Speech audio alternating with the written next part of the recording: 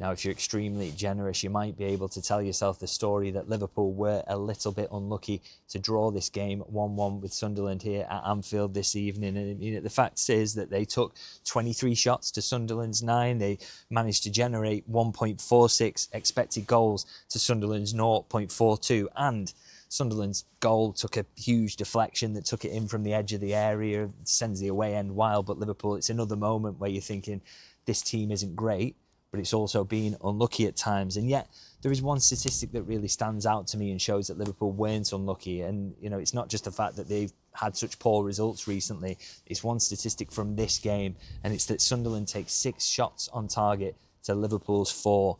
So as has been the case in so many games for Liverpool recently, they are generating an awful lot of shots, chasing games, trying to win games, trying to blow the opposition away, shooting from everywhere, and their opposition are just picking them off. And when they get opportunities, they are big ones, and none more so than the one at the very end, which Isidore, very unlucky not to score, and Chiesa clears it off the line. But if he puts that away, you're looking at another deserved win for the opposition at Anfield, another defeat for Liverpool, and another result where you're asking about the manager's future. I mean, the fact is, a draw in itself is not particularly good enough for Liverpool in terms of where they need to be. We're into December now, and we're still seeing really, really poor performances from this side, and performances where they're not unlucky to drop points at all. I mean, 23 shots, but no real creativity, no real threat in terms of creating big opportunities. That's still a problem with an incredibly expensively assembled attack. Still not seeing the best of Alexander Isak on a regular basis. Definitely not with Florian Wirtz, who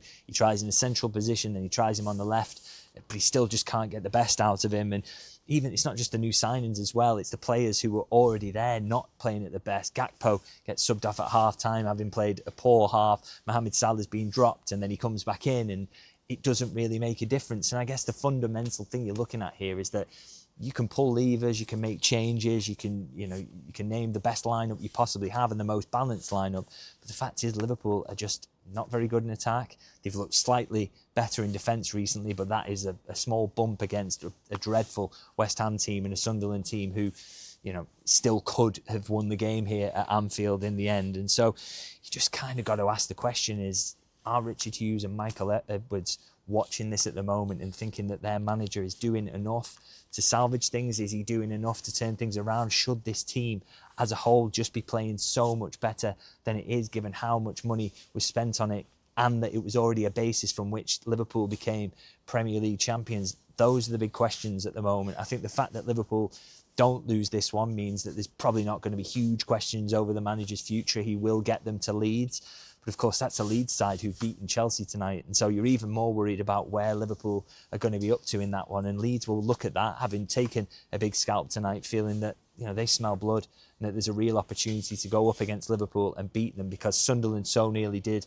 Nottingham Forest already have in this run, PSV have. And I mean, so many defeats and poor performances recently for Liverpool, who don't seem to be getting much better.